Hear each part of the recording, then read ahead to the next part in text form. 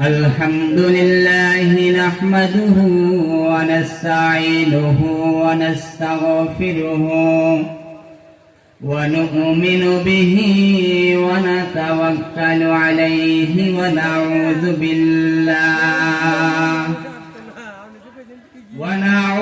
بالله من شرور أنفسنا ومن سيئات أعمالنا من يهده الله فلا مضل له ومن يضلله فلا هادي له ونشهد أن لا إله إلا الله وحده لا شريك له ونشهد أن سيدنا وسندنا وحبيبنا ومولانا محمد الذي أرسله بالحق بشيرا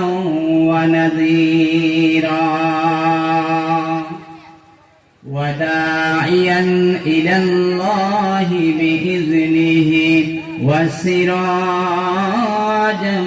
منيرا أما بعد فأعوذ بالله من الشيطان الرجيم بسم الله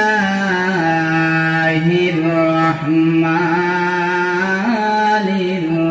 الرحيم قل إن كنتم تحبون الله فاتبعوني يحببكم الله ويغفر لكم ذنوبكم الله غفور رحيم صدق الله العظيم وقال النبي صلى الله عليه وسلم لا يؤمن أحدكم حتى أكون أحب إليه من والده وولده والناس أجمعين أو كما قال عليه الصلاة والسلام وقال الله تعالى في شان حبيبي إن الله وملائكته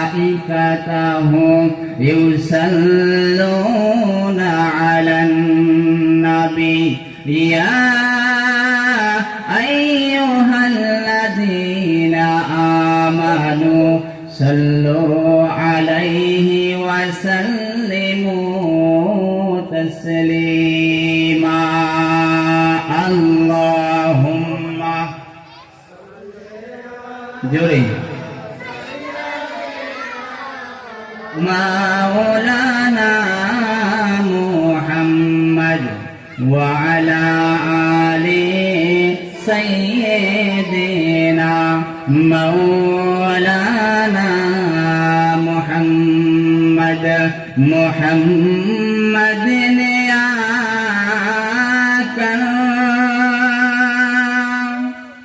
كفر को मिटाया मोहम्मद ने आकर कुफर को मिटाया कुफर को मिटाकर सदाकत बताया अल्लाहुम्मा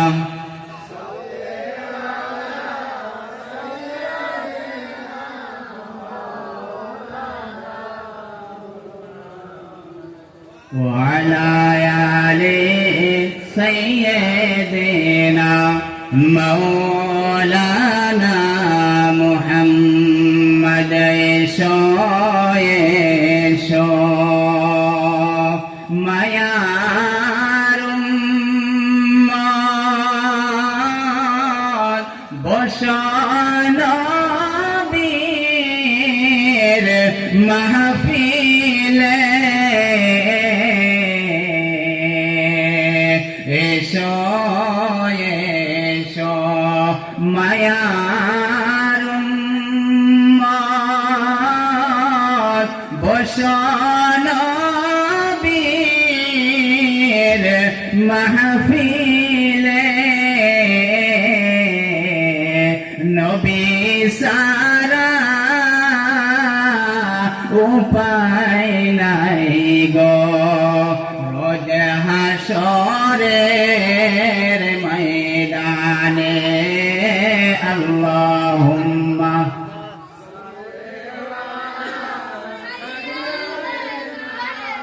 মাওলানা মুহাম্মদ ওয়া আলা আলি সাইয়্যিদিনা মাওলানা মুহাম্মদ।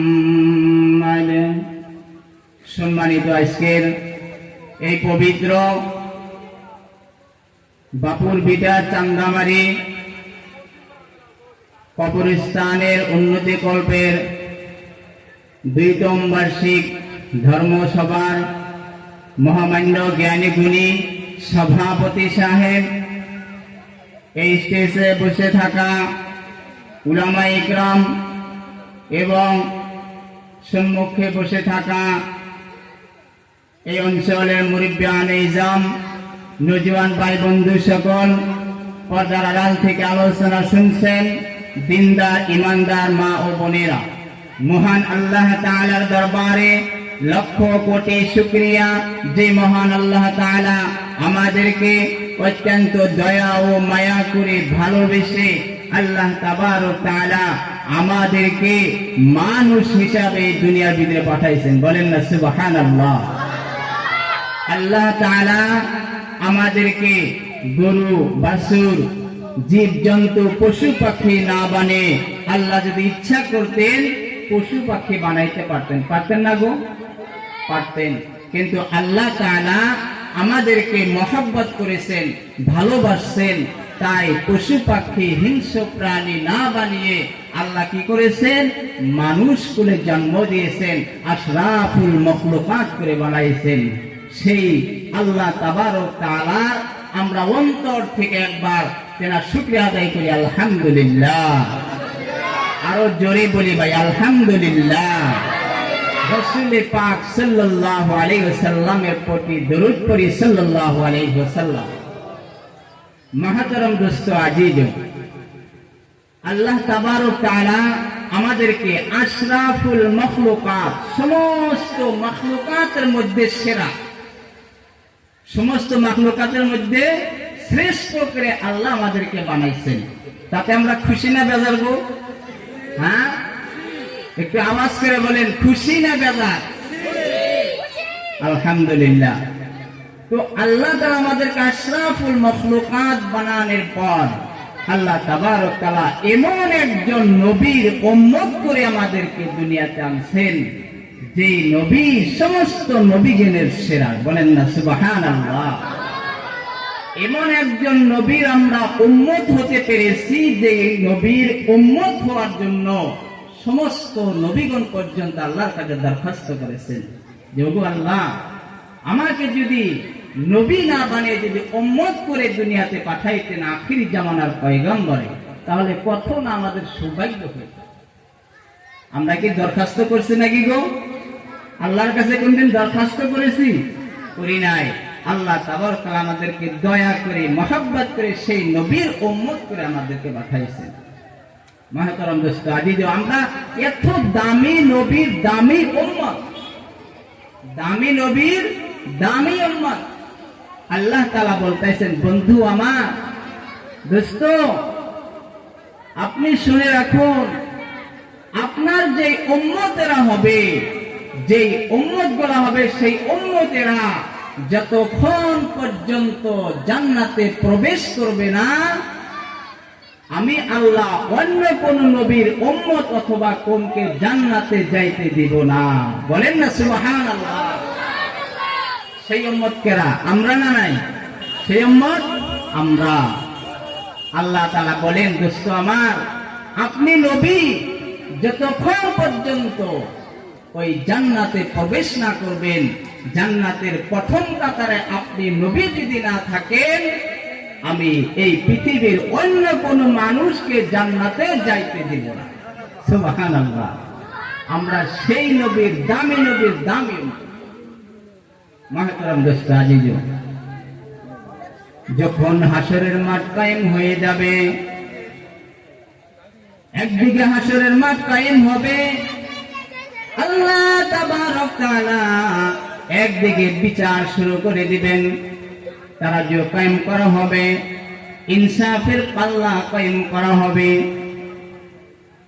যখন তারাজু কায়েম করা হবে, সমস্ত নবীগণ তারা জান্নাতের গেটের মধ্যে গিয়ে দাঁড়াবে।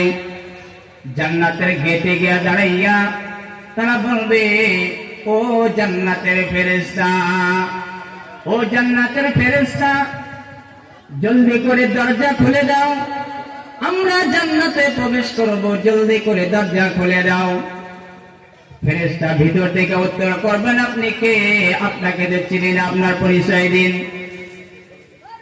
আমার বন্ধুগণ, ওই সময় হযরতে আদম আলাইহিস সালাম, সর্বপ্রথম আদম আলাইহিস সালাম বলবেন, আনা আদামু সফিউল্লাহ, আমি হলাম এই পৃথিবীর মধ্যে সর্বপ্রথম মানুষ, আদম নবী আল্লাহর পয়গম্বর। জলদি করে জান্নাতের গেট খুলে দাও, আমরা জান্নাতে প্রবেশ করব। আমার বন্ধুগণ, ওই সময় জান্নাতের গেটের মধ্যে যে ফেরেশতা থাকবে, ওই ফেরেশতার নাম হলো রিদওয়ান। কি নাম ভাই? রিদওয়ান ফেরেশতা। রিদওয়ান ফেরেশতা বলবেন, ও আল্লাহর পয়গম্বর, এই মুহূর্তে জান্নাতের গেট খোলা যাবে না, এই মুহূর্তে জান্নাতে ঢোকার পারমিশন হবে না, কারণ এই মুহূর্তে এখনই খোলা যাবে না, একটু অপেক্ষা করেন। আমার বন্ধুগণ, কিছুক্ষণ পর হযরতে ইব্রাহিম ও খলিলুল্লাহ তিনি আসবেন। আসার পরে বলবেন, ও জান্নাতের ফেরেশতা, জলদি করে জান্নাতের গেট খুলে দাও, আমরা জান্নাতে প্রবেশ করব। ফেরেশতা ভিতর থেকে বলবেন, আপনি কে? বলবে, আনা ইব্রাহিম ও খলিলুল্লাহ, আমি হলাম আল্লাহর খলিল, আল্লাহর বন্ধু, আমি হলাম আল্লাহর বন্ধু, আল্লাহর বন্ধু হয়ে এসেছি, জলদি করে দরজা খুলে দাও। আমার বন্ধুগণ, ইব্রাহিম ও খলিলুল্লাহ শব্দের অর্থ হইল আল্লাহ তাআলার বন্ধু। কি অর্থ ভাই? আল্লাহ তাআলার বন্ধু। আর হাবিবুল্লাহর অর্থ হইল আল্লাহ তাআলার বন্ধু। দুইটা শব্দের অর্থ কিন্তু একটা, কিন্তু এর মর্ম আলাদা। আমার বন্ধুগণ, খলিলুল্লাহ ওই বন্ধুকে বলা হয় যেই বন্ধু জীবনে সব সময় এক একটা সেকেন্ড, এক একটা মুহূর্ত তারা সব সময় চিন্তা করে, আমি কি করলে কিভাবে আমি আল্লাহ তাআলাকে খুশি করতে পারবো।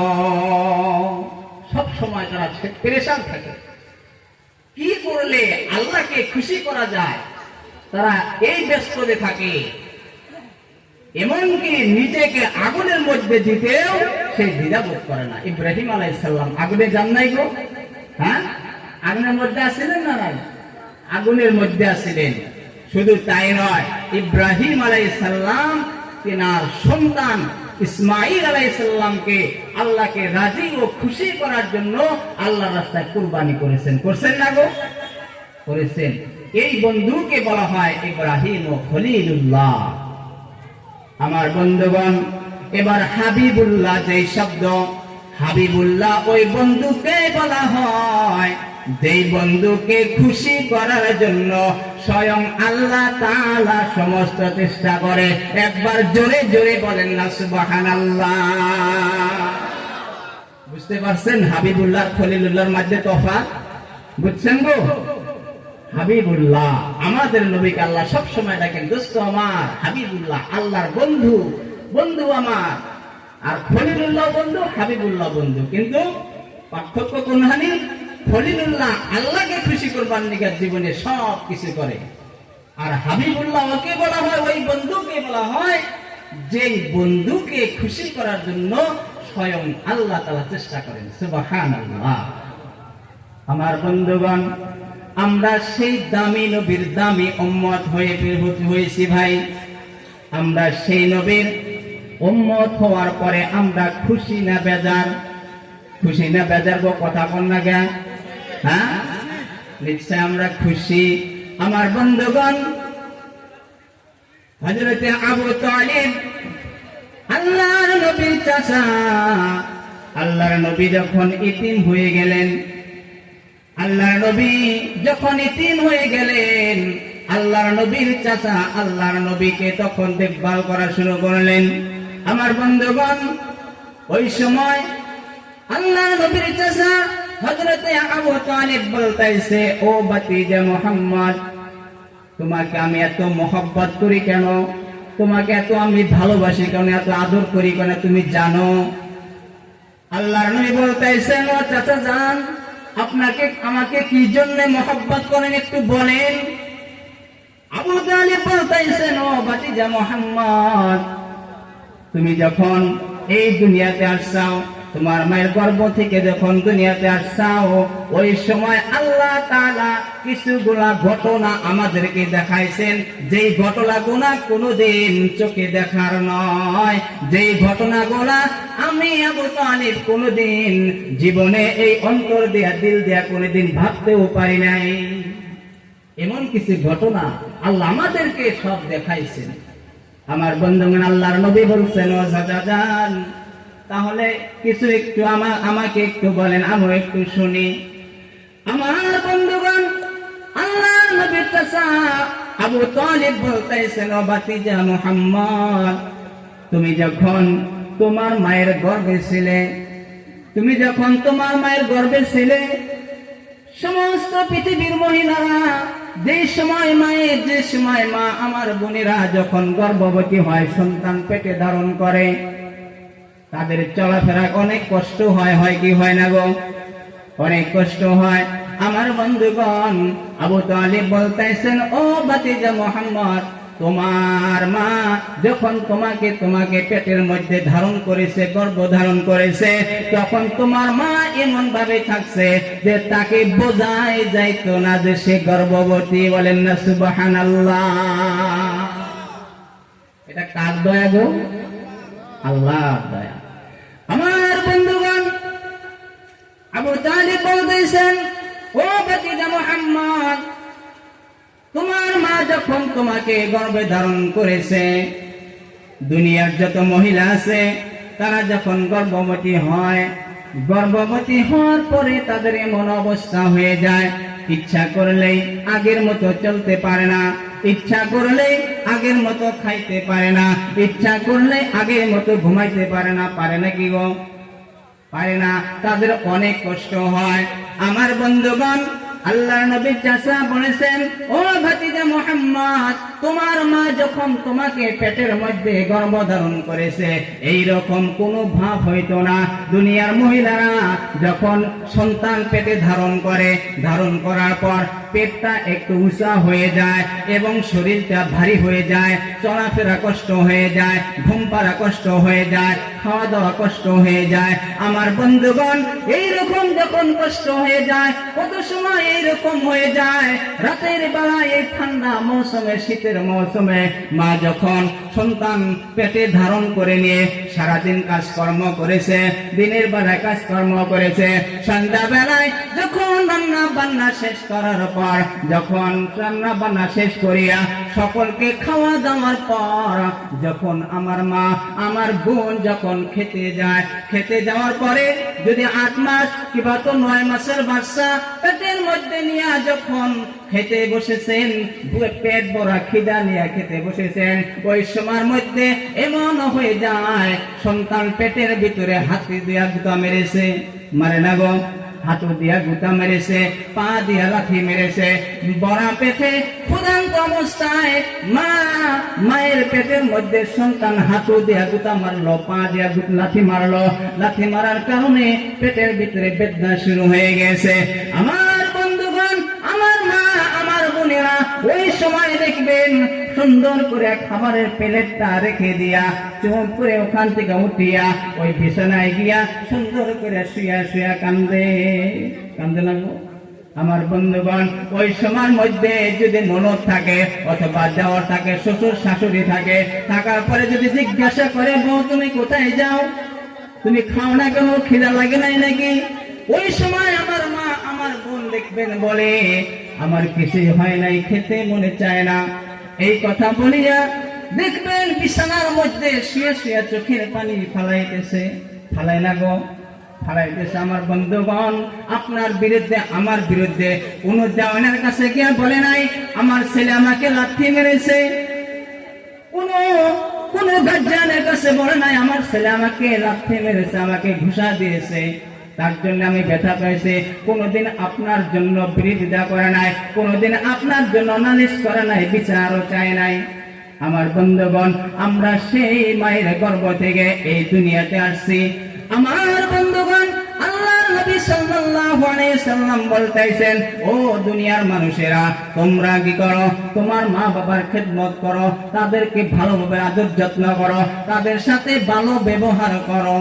তার কারণ হলো রাসূল সাল্লাল্লাহু আলাইহি সাল্লাম বলেছেন, হুমা জান্নাতুকা ওয়া নারুকা, মা বাপ তোমার জন্য হলো জান্নাত, মা বাপ তোমার জন্য হলো জাহান্নাম। আমার বন্ধুগণ, এই দুনিয়ার মধ্যে যদি বাবা মার সুন্দর করে খেদমত করা যায়, বাবা মা যদি খুশি হয়, স্বয়ং আল্লাহ তাআলা আমাদের প্রতি খুশি হয়ে যান, বলেন না সুবহানাল্লাহ।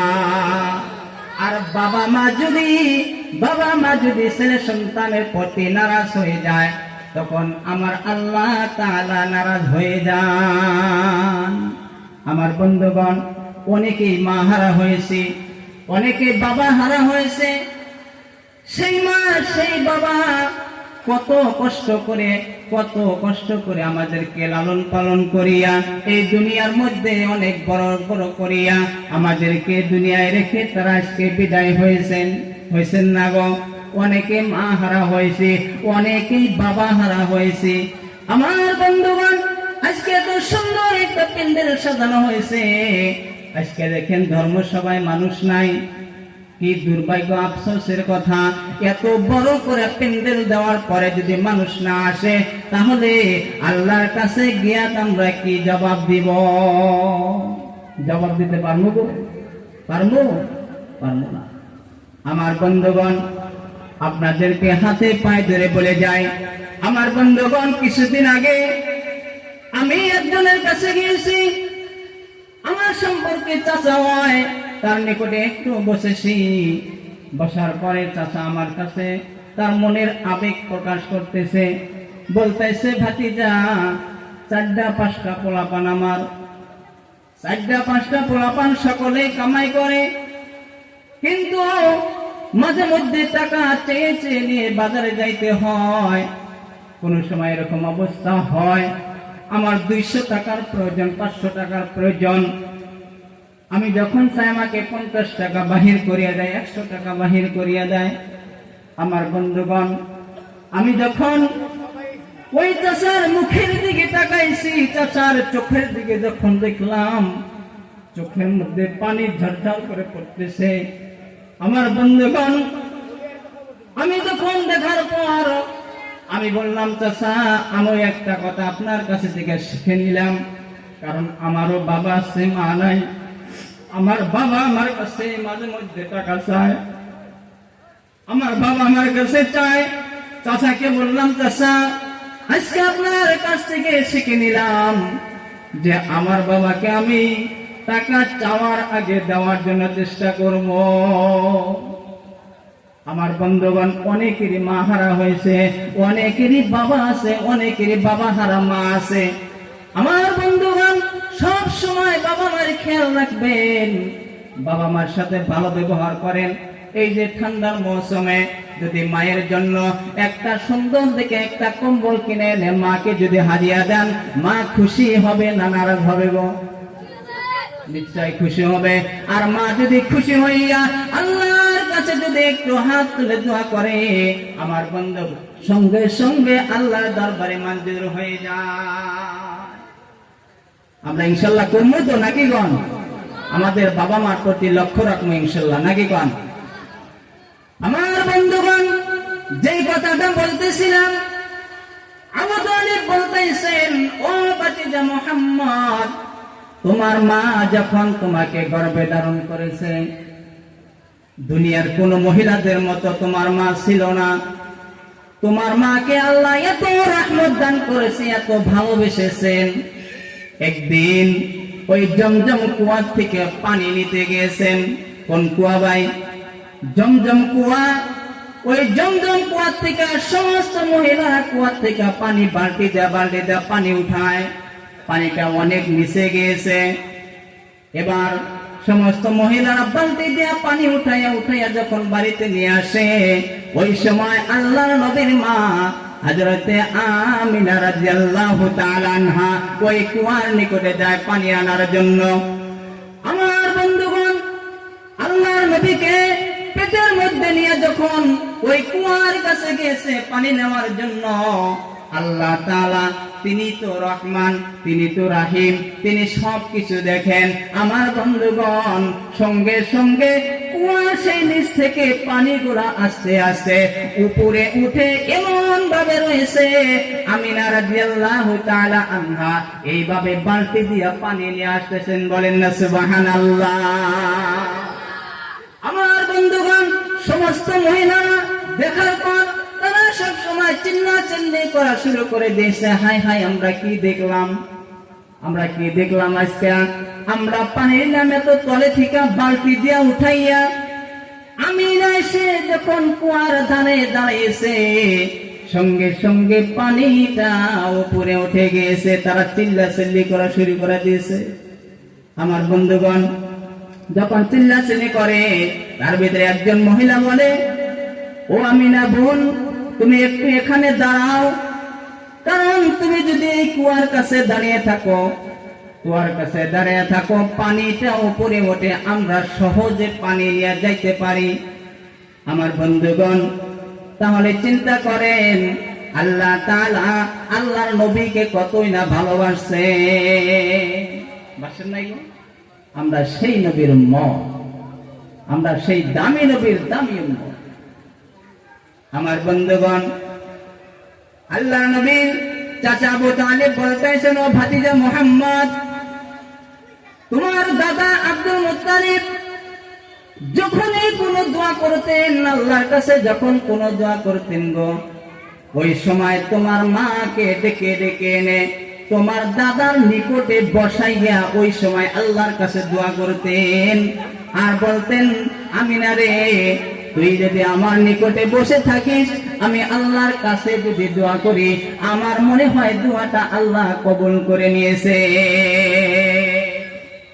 আমার বন্ধুগণ, একদিন এরকম হয়ে গেছে, কাবা ঘর ভাঙার জন্য আব্রাহা কাবা ঘর ভাঙার জন্য বিশাল বড় হস্তি বাহিনী নিয়ে কাবা ঘর ভাঙার জন্য আসতেছে। এমন সময় আল্লাহ নবীর দাদা আব্দুল মুত্তালিব ওই সময় কাবা ঘরের রক্ষক ছিলেন, কাবা ঘরকে দেখভাল করতেন। এমন সময় আল্লাহর নবীর চাচা, ওই সময় আল্লাহর নবীর চাচা, আল্লাহর নবীর দাদা আব্দুল মুত্তালিব আল্লাহর নবীর মাকে বলতেছেন, আমিনা, জলদি করে এসে যাও, জলদি করে আসো, কারণ কাবা ঘর ভাঙার জন্য আব্রাহার সেনাবাহিনী আসতেছে। আমার বন্ধুগণ, ওই সময় আব্রাহা যখন আসতেছে, আল্লাহর নবীর দাদা মা আমিনাকে সাথে করে নিয়া যখন কাবা ঘরের চৌকাঠ ধরে দোয়া করতেছেন, ওগো আল্লাহ, তুমি আমাকে তোমার ঘর রক্ষা করার জন্য বানিয়েছো, কিন্তু আমি তো এদের সাথে মোকাবেলা করে পারবো না, কারণ তারা এত বিশাল বড় একটা হস্তি বাহিনী নিয়ে আসতেছে, আমাদের কাছে অস্ত্র বাহিনী নাই, আমরা জনসংখ্যা কম, আমরা যদি তাদের সাথে যদি পাল্লা দেই আমরা সব শেষ হয়ে যাব। ওগো আল্লাহ, তুমি তোমার ঘর তুমি রক্ষা করো। আল্লাহ শুনবেন কি শুনবেন না? শুনবেন কি শুনবেন না? জোরে কর না গো। শুনবেন কি জন্য? আল্লাহর নবীকে সাথে করে নিয়ে দোয়া করতেছেন। সুবহানাল্লাহ। আমার বন্ধুগণ, আল্লাহ কবুল করে নিয়েছেন। আমার বন্ধুগণ, যে জায়গাটা ধরে আল্লাহ নবীর দাদা আব্দুল মুত্তালিব যে জায়গাটা ধরে, যে জায়গাটা, যে চৌকাঠটা ধরে আল্লাহর কাছে দোয়া করেছেন, এত বরকতপূর্ণ জায়গা, এখনো পর্যন্ত যদি কোন লোক, কোন বান্দা ওই জায়গাটা ধরে যদি আল্লাহর কাছে দোয়া করে, মুহূর্তে আল্লাহ তাআলা কবুল করে নেন। বলেন না সুবহানাল্লাহ। আমার বন্ধুগণ, প্রত্যেক বছরই হাজীগণ তারা হজ করতে যায় কি যায় না গো? আমার বড় ভাই বসে আছেন, ইনিও হজ করে আসছেন, এত আল্লাহর পবিত্র জায়গা পারে আসছেন। আমার বন্ধুগণ, আমাদের সমাজে এমনও কিছু কপাল পরা আছে গো, টাকা পয়সা সব আছে, ধন দৌলত, মাটি জমা, বাড়ি বাড়ির অভাব নাই, টাকার পাহাড় করে বসে আছে, কিন্তু আল্লাহর ঘর দেখার জন্য মন নাই। আমার বন্ধুগণ, এত বরকতপূর্ণ জায়গা, আবার কিছু মানুষ এইরকম রয়েছে, তাদের টাকা পয়সার কোনো ইনকাম নাই, ব্যবসা বাণিজ্য নাই, জমি জমা নাই, বাড়ি ভিটা নাই, কোনো কিছুই নাই, অথচ ওই মানুষটা আল্লাহর ঘর দেখার জন্য তিনি ওই রাতের বেলায় শুয়া শুয়া কেঁদে কেঁদে বালিশ ভিজায়। আছে না গো? আছে। আমার বন্ধুগণ, 2018 সালে একজন লোক তিনি হজ করতে গিয়েছেন। তিনি হজ করে যাওয়ার সময়, হজ করতে গিয়েছেন, ওই জায়গার মধ্যে যখন মিনাতে গিয়েছেন, ওই জায়গায় থাকা অবস্থায় দেখেন একজন লোক চুল খুবই উলঙ্গ বিলঙ্গ হয়ে রয়েছে, কাপড়টাও ঠিক মতো নাই। এইরকম দেখা লোকটা মনে করেছে নিশ্চয় কোনো ভিক্ষুক হবে, নিশ্চয় কোনো ভিখারি হবে, তাই তিনি নিজে ওই জায়গা থেকে উঠে গিয়া কিছু একটু টাকা নিয়ে ওই লোকটাকে দেওয়ার জন্য গিয়েছে। বুঝতেছেন না কথা? বোঝা যায়? আমার বন্ধুগণ, লোকটাকে কিছু টাকা দিবার দিকে গেছে। কোন জায়গায়? সেই হজ করতে গিয়েছে, আল্লাহর ঘর যেখানে, নবীর রওজা যেখানে, সেই জায়গায় যাওয়ার পরে সে দেখতেছে যে লোকটাকে দেখে মনে হয় না যে ইনি খুব বড় মানুষ, মনে হইতেছে একজন ভিক্ষুক, একজন ভিখারি, নিজেও কিন্তু গরিব। আমার বন্ধুগণ, তাকে সে কিছু একটু টাকা নিয়ে গেছে যে যায়া একটু টাকা দেই, সহায় হইনি। আল্লাহর ঘর, এই জায়গায় আসছি, আল্লাহর নবীর দেশে আসছি, এই জায়গায় যদি আমি 10টি টাকা যদি কাউকে দান করে দেওয়া যাইতে পারি, আমার ভাগ্য খুলে যাবে। যাবে না গো? আমার বন্ধুগণ, তার মনের মধ্যে এরকম একটা আশা, সে গেছে, যায়া সবাই কিছু একটু টাকা বাহির করছে তাকে দিবার দিকে, হাতছে নিয়া সবাই যেই মাত্র টাকা হাতছে, ওই লোকটা খুব রাগ করে উঠছে। হ্যাঁ, তুমি টাকা দাও কেন? বলতেছে যে ভাই, আমি মনে করছি আপনি ভিক্ষুক, সেই জন্য কিছু একটু টাকা দিবেন নিগাইছি। সাহস তো কম না, তুমি যেই বাজারের মধ্যে দাঁড়িয়ে আছো, যে বাজারে তুমি খাড়াইয়া রয়েছো, এই বাজারটাই তো আমার। সুবহানাল্লাহ। এই বাজারটাই তো আমার, তুমি আমাকে ভিক্ষা দিবেন নিগাইছো।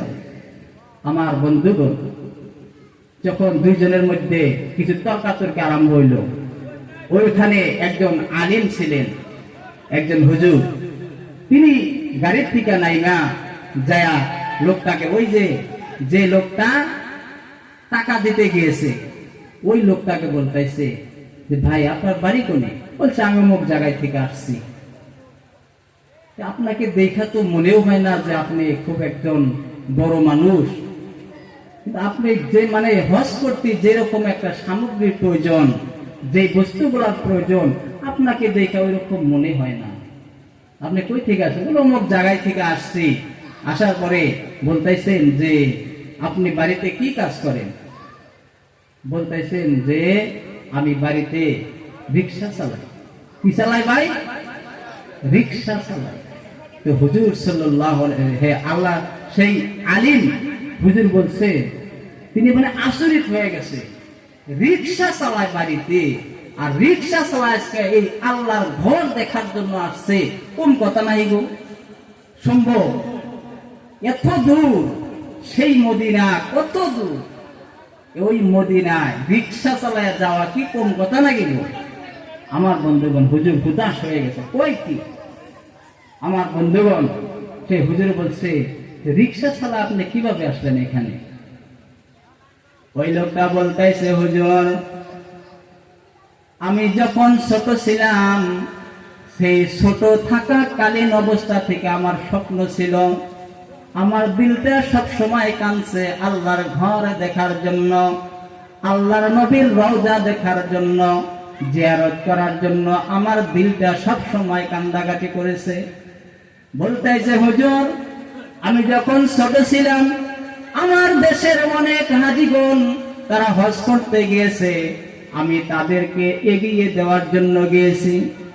যাই না গো, আমাদের দেশ থেকে যখন হাজিরা হজ করতে যায়, অনেক মানুষ আত্মীয় স্বজন গাড়ি ভাড়া করে নিয়ে গুয়াহাটি প্লেনে উঠে দিয়ে আসে না গো। আমার বড় ভাই যে গেছে, আমিও গেছিলাম আলহামদুলিল্লাহ। তো এরকম বলতেছে যে হুজুর আমি যখন আমার দেশে থেকে কিছুগুলো হাজি তারা হজ করতে গিয়েছে, আমি তাদেরকে এগিয়ে দিয়ে আসছি, তাদেরকে এগিয়ে দিছি, দিয়া আমি বাড়িতে আসছি। কিন্তু আসার পরে আমার অন্তরটা সবসময় কাঁদছে, দেশকে যদি আমার টাকা থাকলে না আমিও যাইতে পারতাম। আমি রাতের বেলায় শুয়ে কাঁদছি, আল্লাহর কাছে দোয়া করছি, হে আল্লাহ জীবনে একটা বার হইল আমাকে তোমার ঘরটা দেখাই। আল্লাহ কবুল করেছেন। তো হুজুর বলছেন কিরকম করে কবুল করে একটু বলে। তো বলতেছেন যে হুজুর আমার 4টা ছেলে, 4টা ছেলে, একটা ছেলেকে আমি কোন রকম একটু পড়াশোনা করাইছি, কোন রকম মেট্রিক পাস করেছে। তো মেট্রিক পাস করে তিনি একটা ফ্যাক্টরিতে, গার্মেন্ট ফ্যাক্টরিতে কাজ করে। ওই জায়গায় কাজ করার পর ওই জায়গার যে ফ্যাক্টরি যে মালিক আছে, ওই মালিকটা প্রত্যেকটা বছরই সে লটারি দেয়। কি দেয় ভাই? কথা কয় না কে? লটারি দেয়, লটারি। এই যে না লটারি না কল, আমরা যে লটারি খেলাই টেহা দেয়া, হে লটারি দেয়া। ওটা কি লটারি? যে প্রত্যেক বছরই লটারি দেয়।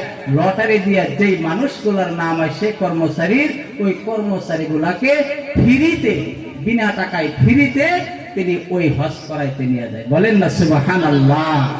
সেই লোকটা বলতেছে, হুজুর আমি যখন আমার ছেলেটা ওই গার্মেন্টসে যখন চাকরি করে, তো এই বছর যখন লটারি দিয়েছে আমার ছেলের নাম আসছে। সুবহানাল্লাহ। আসলে তো আল্লাহ নিব, আমার ছেলের নাম আইছে। আমার ছেলের যখন নাম আইছে, আমার ছেলে তখন খুশি হয়ে গেছে, খুব খুশি হয়েছে। হওয়ার পরে তার মালিককে বলতেছে, স্যার আমাকে তো আপনি হজ করতে পাঠাইবেন, তো আমার একটা কথা, আমার একটা অনুরোধ যদি আপনি রাখতেন। বলে কি? কইতেছে যে স্যার আমি ছোটবেলায় থেকে দেখি আমার বাবা তিনি সব সময় কান্দাকাটি করেন আল্লাহর ঘরটা দেখার জন্য, হজ করতে যায়। তার খুব আশা, কিন্তু টাকা পয়সার অভাবে যাইতে পারে না। তো যখন মালিককে এই কথা বলছে যে টাকা পয়সার অভাবে যাইতে পারে না, যদি আমার নামটা কাইতে আমার নামের জায়গায় যদি আমার বাপের নামটা যদি বসায় দিতেন আমি খুব খুশি হইতাম। আমার বন্ধুগণ, এবার স্যার মুসলমান মানুষ, তার দিলটা নরম হয়ে গেছে। সে বলতেছে যে হে ছেলে, তুমি তো খুব একজন ভদ্র ছেলে, এই যুগে তুমি বাবার এত খেয়াল রাখো। আমার বন্ধুগণ, সেই স্যার খুশি হইয়া তার নামের জায়গায় তার বাবার নামটা বসাইয়া দিয়েছে, আর ওই ছেলেটার যে বেতনে আসিল ওর থেকে আরো বেতন বাড়াইয়া দিছে। বলেন না সুবহানাল্লাহ। আমার বন্ধুগণ, এবার লোকটা বলতেছেন যে আমি এই রকম করে হজ করতে আসছি। আমার বন্ধুগণ, আল্লাহ যদি কাউকে যদি কারো উপরে যদি দয়া করে, যদি রহম করে, তার দিল যদি আল্লাহর জন্য কাঁদে, তাহলে আল্লাহ তাকে নিবেন কি নিবেন না? নিবে। আজকে আমাদের দেশে কত হাজি, কত টাকা পয়সাওয়ালা মানুষ রয়েছে, কিন্তু তারা ওই বরকতপূর্ণ জায়গায় যাওয়ার সুযোগ পায় না, অথচ টাকা পয়সা কিছুই নাই, কিন্তু আল্লাহর কাছে কান্দাকাটি করার জন্য আজকে আল্লাহ তাকে সেই জায়গায় নিয়ে গেছে। আমার বন্ধুগণ, এটা কার বরকত? হ্যাঁ, আল্লাহ। আমার বন্ধুগণ, তো আল্লাহ নবী সাল্লাল্লাহু আলাইহি সাল্লামকে আল্লাহ তাআলা, একটা কথা বলি আমার বন্ধুগণ, যে কথাটা যেহেতু বলা শুরু করছিলাম, আমাদের দেখেন আমাদের দেশে কিন্তু অনেক টাকা আছে গো। দেখেন এত বরকতপূর্ণ জায়গা, যেই জায়গায় বলেছেন যে ওই জায়গাটা ধইরা আজকের দিন পর্যন্ত যদি কেউ আল্লাহর কাছে দোয়া করে, সঙ্গে সঙ্গে আল্লাহ তাআলা দোয়া কবুল করে নেন। তাহলে এত বরকতপূর্ণ জায়গায় যাওয়ার দরকার আছে না নাই গো? যেমন ইনশাআল্লাহ আমরা নাকি গান, আল্লাহ যেন সবাইকে যাওয়ার তৌফিক দান করেন, সকলে বলে আমিন। আমার বন্ধুগণ, আল্লাহর নবী সাল্লাল্লাহু আলাইহি ওয়াসাল্লাম কে আল্লাহ ভালোবাসেন। কত ভালোবাসেন? আমার বন্ধুগণ, এক সময় আল্লাহর নবী সাল্লাল্লাহু আলাইহি ওয়াসাল্লাম যখন জন্মগ্রহণ করলেন, আল্লাহর নবী যখন 2 বছর আগে যখন জন্মগ্রহণ করেছেন, মক্কার একটা নিয়ম ছিল যে যখন বাচ্চা ছেলে সন্তান জন্মগ্রহণ করত, তাদেরকে অন্য জায়গায় নিয়ে দুধ পান করাইত। মক্কার একটা নিয়ম ছিল। আমার বন্ধুগণ, এবার অন্য জায়গায় থেকে কিছু সংখ্যক মহিলা তারা আসছে মক্কার ভিতরে ছেলে নেওয়ার জন্য, মেয়ে নেওয়ার জন্য, সন্তান নেওয়ার জন্য। আমার বন্ধুগণ, ছেলে সন্তান নেওয়ার জন্য যখন আসতেছে, এবার হযরতে হালিমাতুস সাদিয়া তিনি আসতেছেন। আসার সময় যেই ঘোড়া, যেই উটটা নিয়ে মক্কাতে রওনা দিয়েছেন, সেই উটটা খুব একটা দুর্বল ছিল, আসতে পারে না। আমার বন্ধুগণ, যেই মাত্র আল্লাহর নবীকে যখন হালিমাতুস সাদিয়া নিয়ে যখন রওনা হয়েছেন, ওই উটটা আল্লাহ তাআলা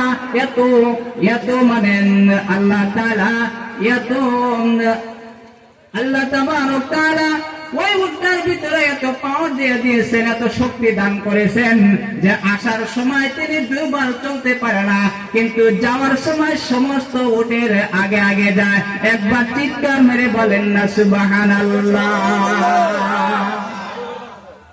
আমার বন্ধুগণ, আল্লাহ তাআলা এত দামি শ্রেষ্ঠ নবীর শ্রেষ্ঠ উম্মত করে আল্লাহ আমাদেরকে বানাইছেন। এবার সেই শ্রেষ্ঠ নবীর উম্মত হওয়ার পরে আমরা যদি দামি নবীর উম্মত হয়ে যদি কম দামি কাম করি, তাহলে সেই নবীর শাফায়াত আমরা পাবো কি? পাবো নাকি গো? কথা কম না কেন? এত দামি নবীর উম্মত আল্লাহ আমাদেরকে বানাইছেন, আর আজকে আমাদের কাজে কর্মে দেখা যায় যে আমরা কম দামি, ঠিক কিনা? সেই দামি নবীর উম্মত হিসাবে যদি আমরা কাম করি, তবে সে আল্লাহর নবী আমাদের উপরে খুশি হবেন, নাকি কোন? আর যদি আল্লাহর নবীর দামি উম্মত হওয়ার পরে যদি আমরা কম দামি কাম করি, তাহলে আল্লাহর কাছে কি আমরা ভালোবাসার মানুষ হতে পারবো? পারবো কি? পারবো না। তো আমার বন্ধুগণ, যাই হোক, আল্লাহ তাবারক তাআলা, আমি যে আয়াতটা আপনাদের সম্মুখে তেলাওয়াত করেছিলাম, সেই আয়াতের তরজমা হচ্ছে যে কুল ইন কুনতুম